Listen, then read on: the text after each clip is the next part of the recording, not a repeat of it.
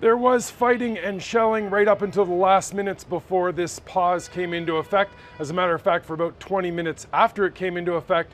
But since then, things have been calm.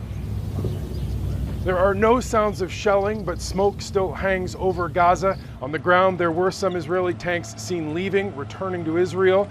This is the first pause in the fighting on what is the 48th day of the conflict. Now, the calm is being felt on the streets. Some Gazans who left the north are this morning returning. The Israeli army is telling people not to go back. It's dropped leaflets telling people to stay in the south, that the war is not over. People are making the trip anyway. This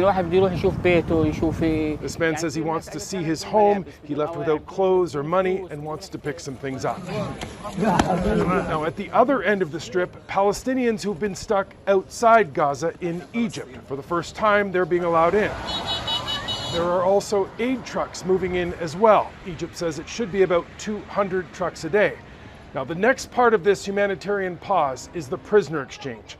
Hamas is supposed to hand over 13 women and children to the Red Cross. They will then be turned over to Israeli soldiers. Palestinian officials say that will then trigger the release of prisoners being held by Israel. On day one, that should be 24 women and 15 teenage males. They're expected to be released from this prison in the West Bank, north of Jerusalem.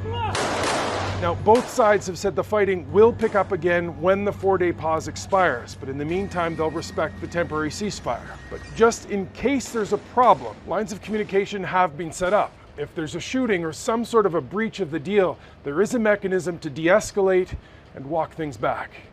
Mike Armstrong, Global News, Jerusalem.